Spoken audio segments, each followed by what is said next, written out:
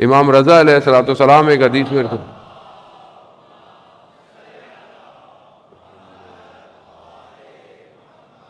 امام کی ایک حدیث ہے جو بہت طولانی ہے، امام اس کے اندر بیان فرماتے ہیں، اور یہ تربیت کے نقاط ہیں کہ جب کسی کی چھوٹی نیکی تمہارے سامنے بیان کی جائے تو اسے چھوٹا مت، اسے بڑا شمار کرو۔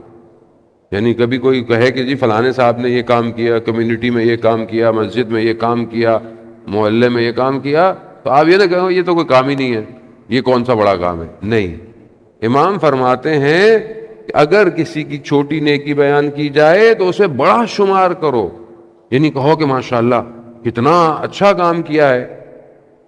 مثال کے طور پر کوئی یہ کہے کہ جی وہ فلانے شخص محلے میں قرآن پڑھاتے ہیں، اب بولے ہاں قرآن پڑھاتے ہیں تو کیا ہو گیا مطلب، لیکن یہی بات آپ دوسرے الفاظ میں کہہ سکتے ہیں کہ ماشاءاللہ قرآن پڑھاتے ہیں، کلام الہی پڑھاتے ہیں، وہ کتاب پڑھاتے ہیں جو ہدایت کی طرف لے کے جا رہی ہے، وہ کتاب پڑھاتے ہیں جو قیامت تک باقی رہنے والی، کتنا بڑا کام کرتے ہیں، کتنا فرق ہے۔ لیکن جو بیچارہ قرآن پڑھاتا ہے اس کو تو فیس بھی بڑی مشکل سے ہم دیتے ہیں، اور اس کے بعد جو او لیول اے لیول کی ٹیوشن پڑھاتا ہو وہ فیس بھی اسی کی مرضی کی دیتے ہیں۔ تو ہماری تو اپنی مشکلات ہیں معاشرے میں، جانے جو کتاب اس عالم میں انسان کو بقا دے گی اور اس عالم میں بھی ہدایت دے گی، اس کی تعلیم پر ہمیں توجہ ہی نہیں ہے۔ تربیت کا پہلا عنصر ہے کہ بچے کو قرآن کی تعلیم دو، قرآن سکھاؤ، قرآن کی تلاوت کا مطلب فہم قرآن ہے کہ قرآن کو سمجھے تو صحیح، قرآن کہتا کیا ہے، قرآن کی زندگی کیا ہے، کس طریقے سے زندگی گزار رہی ہے۔ قرآنی معاشرہ ہوگا تبھی تو صاحب قرآن معاشرے میں آئے گا۔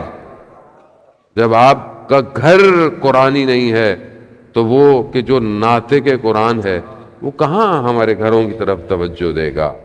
تو عزیزان محترم، وہی حدیث امام اس کا دوسرا حصہ ہے، امام فرماتے ہیں کہ جب تمہاری نیکی تمہارے سامنے بیان کی جائے اور تم اس کو بڑا شمار مت کرو بلکہ اس کو چھوٹا، یعنی اپوزٹ ہے، کسی اور کی نیکی بیان کی جائے تو اسے بڑا کہو کہ ہاں بڑی بڑی بات ہے، لیکن جب تمہاری کوئی تعریف کرے تو کہو کہ میں نے کوئی بڑا کام، یہ کتنا مشکل کام ہے۔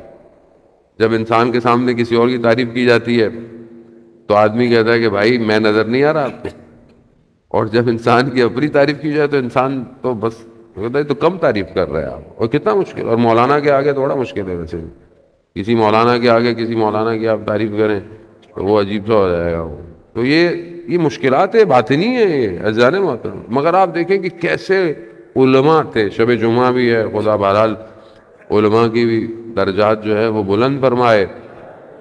شیخ عباس قمی کے جو صاحب مفاتی ہیں، مفاتی الجناح، آپ کو پتہ ہے کہ دعاؤں کی، زیارتوں کی کتاب ہے، کمپائل کی ہوئی بک ہے، لیکن کتنی فیمس ہے پوری دنیا کے اندر۔ آپ دیکھیں ہر زبان میں ٹرانسلیشن ہے، دنیا میں چلے جائیں، میں جہاں جہاں گیا ہر زبان میں پڑھی ہوئی ہے وہ کتاب، مسجد میں، امام بارگاہ میں، آپ اپلیکیشنز دیکھ لیں، شیعہ toolkit, divine plus, Urdu میں، فارسی میں، سب میں۔ آخر کیا وجہ ہے کہ ایک آدمی نے ایسا کام کیا کہ آج پوری دنیا کے اندر وہ کام پھیلا ہوا ہے؟ کوئی تو کیا چیز تھی؟ یہی چیز کہ ان کے والد صاحب مسجد جاتے تھے، نماز پڑھ کے آتے تھے، سادے سے آدمی تھے، واپس آیا ایک دن بیٹے سے یہ کہا کہ بیٹا مجلس کے نماز کے بعد جو مولانا ہیں وہ مجلس پڑھتے ہیں۔ وہ کیا مجلس پڑھتے ہیں بیٹا؟ ماشاءاللہ آپ بھی بیٹا کاش ویسی مجلس پڑھتے۔ تو وہ جو مولانا جس کتاب کھول کر مجلس پڑھتے تھے وہ کتاب شیخ عباس قمی کی کتاب تھی، یعنی جس کتاب سے دیکھ کر مناظر الاخرہ جس سے وہ پڑھتے تھے حدیث، وہ کس کی کتاب ہے؟ شیخ عباس قمی کی۔ شیخ عباس قمی نے اپنے والد سے یہ نہیں کہا کہ بابا کیسی آپ بات کر رہے ہیں، ہم ہوتے تو کیا بولتے، ہم ہوتے تو یہ ہوتا ہے کیسی بات کر رہے ہیں، وہ تو ہماری کتاب سے پڑھتا ہے، وہ تو ہماری مجلس پڑھتا ہے۔ یہ نہیں کہا بابا میرے حق میں دعا کیجیے، یعنی اپنے آپ کو اس قابل، یہی معاشرہ ہے، تربیت یہی ہے معاشرے کی۔